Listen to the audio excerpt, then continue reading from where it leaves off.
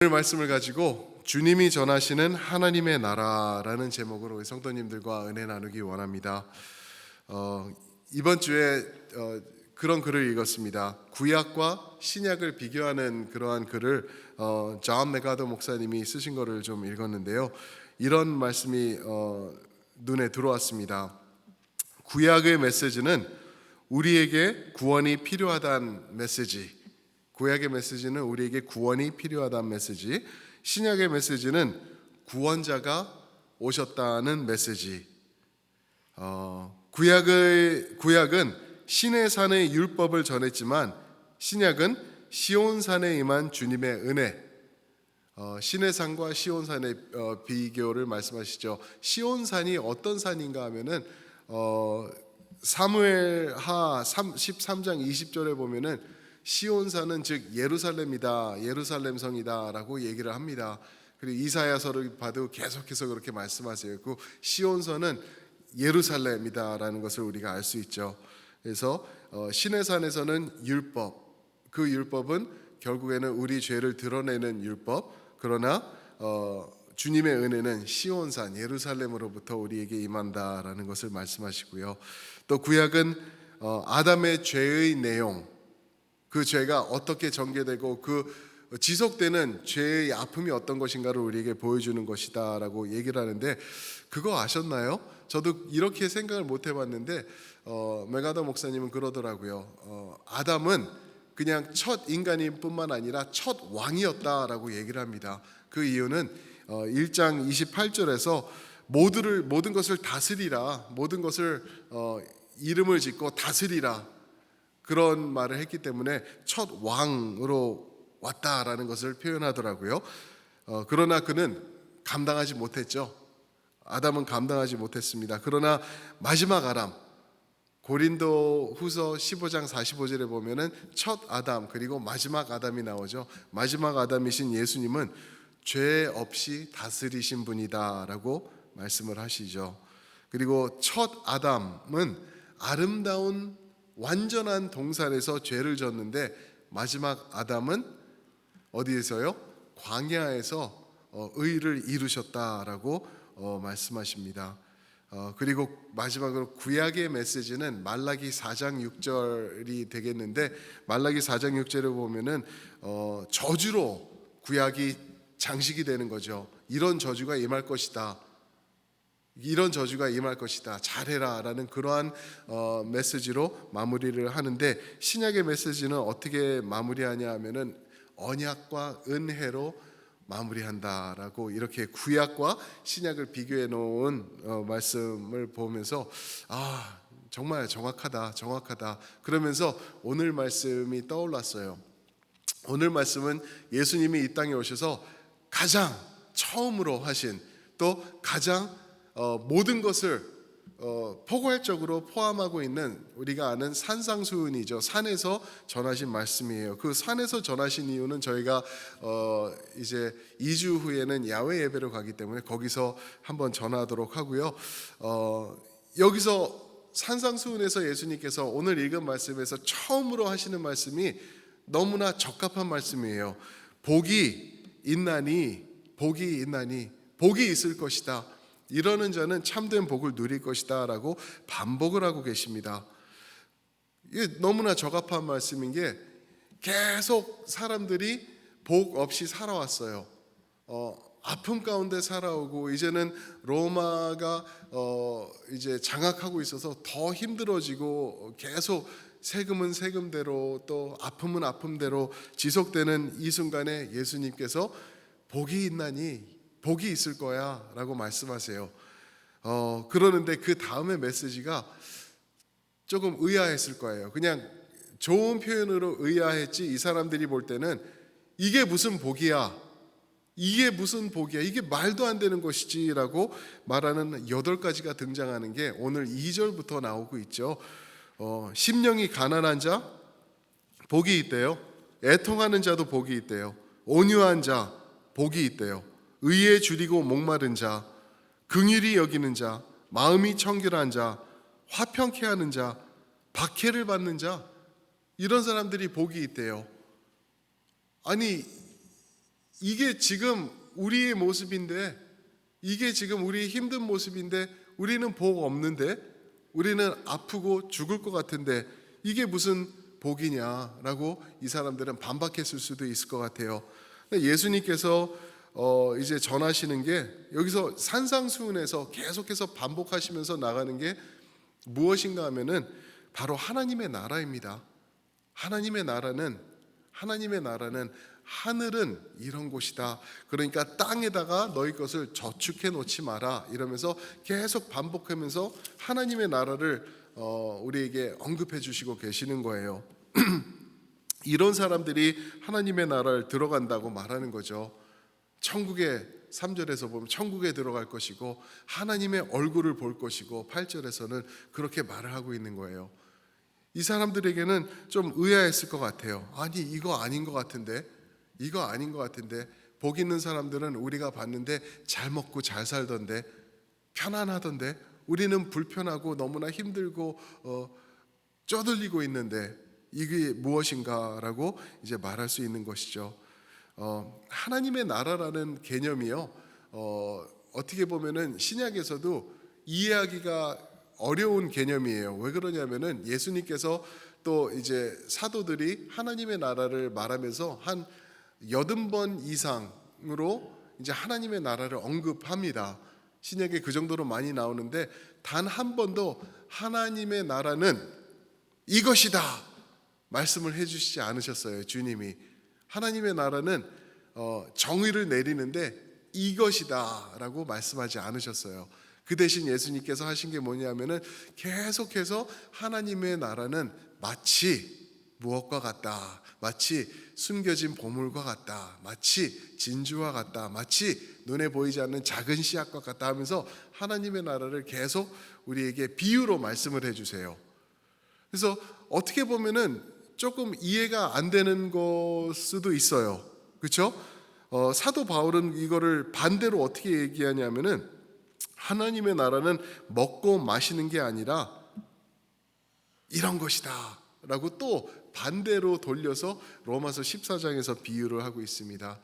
그래서 하나님의 나라의 유명한 하나님의 나라, The Kingdom of God에 대해서 가장 유명하게 가르쳤던 그 조지 레드라는 그 풀러에 있던 교수님이 있어요. 그가 말하는 하나님의 나라는 지역적 개념이 아니라 통치적 개념입니다라고 말하셨어요.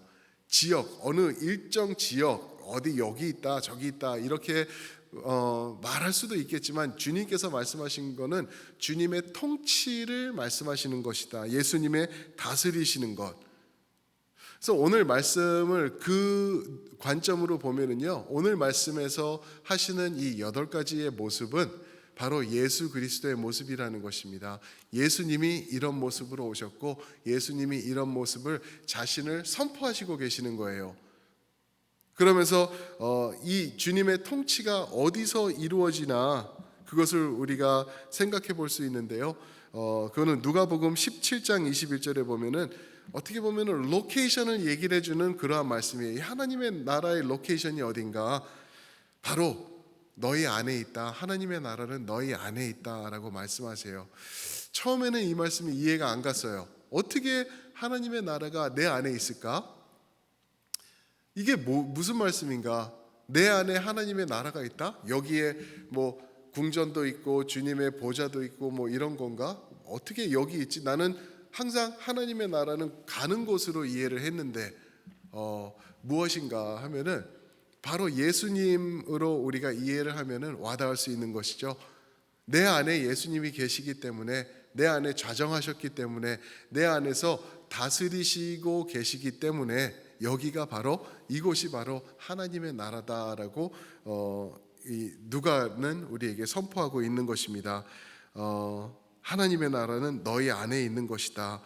그러니까 내 안에서 예수님이 거하시면서 예수님께서 점점 더 왕성해 가실 때, 점점 더 예수님의 강성해 가심이 내 안에 자리 잡을 때, 나와의 텐션이라고 그러죠.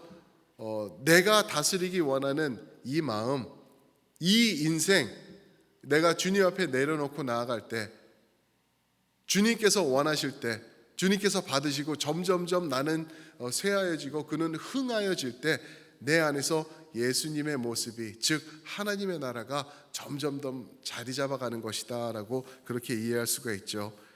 심령이 가난한 자, 이거 원치 않는 거예요. 이거 원치 않는 거예요. 그냥 다른 말로 하면은 helpless예요. helpless. 내가 아무것도 할 수 없는 것, 그런 모습이 나한테 있을 때는 복이 있는데 천국이 저의 것이래요. 내 안에 하나님의 나라가 그때 생겨난대요. 애통하는 자, 이거 싫은 거죠. 누가 이런 거 좋아하겠어요. poor in spirit, 그리고 mourn, 우는 것 그냥 보통 흐느끼는 정도가 아니라 그냥 아주 그냥 꺽꺽 우는 그러한 것을 애통하는 것이라 그러지 않습니까? 온유한 자, 이건 뭐야? 온유하다면은 우리는 이 땅에서 자리 잡을 수도 없고 설 수도 없고 그냥 내가 치고 올라가야지 되는 이런 세상인데 온유하래요. 의가 너무나 중요해가지고, 의로움, 올바른 것이 너무 중요해가지고 그것을 굶주린 것처럼 여기는 자, 그는 복이 있대요. 긍휼히 여기는 자, 남을 불쌍히 여기는 것, 그렇죠? 마음이 청결하고 화평케 하고 의를 위해 박해받는 자.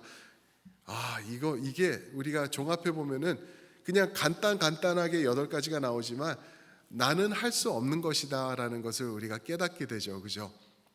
나는 흉내는 내볼 수 있고 척은 해볼 수 있지만 나는 절대 이룰 수 없는 것이겠구나. 그러니까 예수님이 우리에게 이것을 말씀하시면서도 너희가 이거 해라, 이거 지켜내, 이거 하면은 천국 갈 거야 하신 게 아니라는 것 우리가 또 알아야 돼요. 이것을 통해서 우리가 보는 게 내가 이 모습이야. 내가 이 모습이고 너희는 못하는 것을 내가 가지고 있으니 나를 받아들이고 내가 너희 안에서 커지는 거야. 내가 너희 안에서 점점점 자리 잡아갈 수 있도록 그 자리를 내어줘. 나에게 양보해. 내가 너를 다스릴 거야. 그게 천국이란다 라고 우리에게 말씀해 주고 계시는 거죠. 그러면서 이렇게 산 사람이 있을까? 과연 있을까? 예수님은 세례 요한을 말씀하시더라고요. 세례 요한. 세상은 세례 요한을 볼 때 엉뚱한 사람이야. 그죠? 이렇게 보죠. 저 말도 안 되는 사람.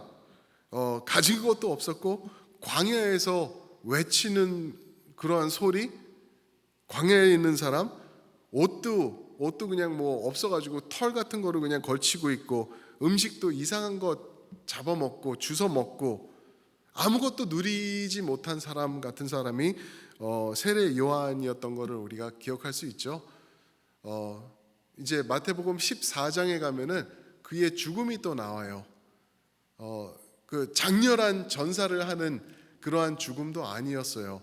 그냥 어쩌다 보니까 어처구니 없이 죽임을 당하는 그러한 모습으로 나갔던 우리 세례 요한인 것을 우리가 또 알 수가 있죠. 그런데 이런 모습으로 광야에서 외치고 지저분하고 먼지 뒤집어 쓰고 그렇게 죽어가던 사람을 예수님은 마태복음 11장 12절에서 여자가 낳은 자 중 세례 요한보다 큰 이가 없도다라고 말씀하셨어요. 무엇일까? 세례 요한이 어떤 것을 가졌길래 그럴까? 아마 우리가 생각하는 세상의 복은 전혀 아니었었던 것을 한눈에 봐도 우리가 알 수 있겠죠. 그가 가졌던 것은 오늘 말씀에 있는 이 진리들이에요. 이 산상수훈에서 예수님께서 초반에 전하신 이 8가지의 모습, 이것을 가지고 있었기 때문에 그는 참된 복을 누린 자다라고 말씀하고 계시는 것입니다. 세상이 말하는 복과는 아주 거리가 먼 것들이에요. 애통하고 눈물 흘리고 박해당하고 의롭고 온유하고 세상에서 이런 거 그 레저메에다 쓸 수도 없는 것들이죠. 세상은 저렇게 사냐, 왜 그렇게 사냐 라고 그렇게 말하는 것을 우리가 기억할 수 있죠. 제가 LA에서 이제 사역할 때 우리 친구 목사가 있었어요. 친구 목사는 이제 영어권 친구였는데 그 친구는 그 이제 텍스버거를 할 때 이제 좋은 사람을 만났어요. 미국 그 CPA인데 그 어디죠? 그 세금 거기서 일을 하다가 그만둬서 CPA로 하다가 그것도 그만두고 은퇴한 사람이어가지고 몇 명들 사람만 그냥 해주는 거예요. 그런데 좀 유명한 농구 선수 뭐 이런 사람들 거를 해주는 거예요. 그러니까 빠삭하게 알고 있는 거죠. 그 모든 룰들을. 그러면서 제 친구한테 그런 말을 했대요. 너 이거 벌면서 어떻게 아메리칸 드림을 이룰 거냐라고 얘기를 했대요. 이거로 뭐 어떻게 할 거냐라고 얘기를 했대요. 제 친구가 웃으면서 돌아와서 그때 그런 얘기를 해주는 거를 기억이 나요. 아, 그렇구나. 우리가 이 땅에서는 어리석어 보일 수 있겠구나. 이 땅에서는 모자랄 수도 있겠구나. 이 땅에서는 저거는 어리석다, 복이 없다라고 말할 수도 있겠구나. 비교될 수도 있겠구나. 그러나 예수님의 눈으로 볼 때는 복이 있나니 예수님을 품고 있기 때문에 내가 손해 볼 줄도 알고 예수님이 내 안에 계시기 때문에 내가 놓을 줄도 알고, 그죠? 예수님이 내 안에서 커져 가시기 때문에 내가 또 받을 줄도 알고 감당할 줄도 아는 그러한 모습, 주님께서 바로 원하시는 그러한 모습이라고 우리가 생각해 볼 수 있습니다. 이렇게 살지 않습니까? 이렇게 예수님이 말씀하신 대로 예수님의 모습이 내 안에서 장악해 가시고 점점점 커 가실 때, 그러면은 세상이 박수를 쳐 줄까요? 세상이 와, 존경스럽다, 잘한다 그럴까요? 12절에 그 답이 나와 있는데 세상이 우리를 어떻게 할지, 12절 기뻐하고 즐거워하라, 하늘에서 너희 상이 큼이라, 너희 전에 있던 선지자들도 이같이 박해하였느니라. 선지자들이 박해를 당했다 그러죠. 11절도 읽어볼게요. 나로 말미암아 너희를 욕하고 박해하고 거짓으로 너희를 거슬러 모든 악한 말을 할 때에는 너희에게 복이 있다. 그렇게 말씀하시네요. 예수님으로 채워가는 우리의 모습이 될 때 세상은 그렇게 반겨주지 않을 것 같아요. 박수 쳐주지 않을 것 같아요. 그렇게 뭐 인정해주지도 않을 것 같아요. 잘해봤자 아이고 못난 살, 그렇게 해서 아메리칸 드림 이루겠어? 이렇게는 잘해봤자 비아냥거리면서 말할 것 같아요. 그러나 많은 경우 예수님 때문에 박해도 받고 이상한 말도 듣고 그렇게 될 거다. 그러나 하늘에서는 상급이 큼이다라고 주님께서 말씀하십니다. 이게 산상수훈의 핵심의 메시지예요. 하나님의 나라는 여기 있다 저기 있다 할 수 있는 게 아니야. 여기 있기 때문에. 왜 여기 있냐? 예수님이 여기 거하시기 때문에. 그분이 여기 거하실 때 한쪽 구석에 쭈그리고 앉아 계시는 게 아니라 내가 그분 앞에 모든 것을 내놓아서 그분이 나를 장악하고 내 마음을 이루어 나아가실 때, 그게 바로 천국의 온전한 모습이 되는 것이다 라고 우리에게 오늘 말씀을 통해서 전해주시는 것입니다. 사랑하는 성도 여러분, 예수님 모시고 사는 것, 솔직히 말해서 이 세상의 관점으로 보면은 어려울 수 있어요. 좋지 않아 보일 수도 있어요. 그러나 그게 생명의 길이라고 우리에게 말씀하십니다. 그게 천국의 길이고 그게 하나님의 얼굴을 보는 유일한 길이라고 우리에게 말씀하십니다. 사랑하는 성도 여러분, 잠깐 있다가 불에 태워져서 없어질 그런 것에 현혹돼 가지고 이 큰 것 놓치고 살지 마시기를 주님의 이름으로 축원드립니다. 우리 주님 붙잡으시고 하루하루 주님을 닮아가시고 담아가시면서 사는 우리가 되시길 살아계신 주님의 이름으로 축원합니다. 아멘. 우리 오늘 기도하면서 나아가면 좋겠습니다.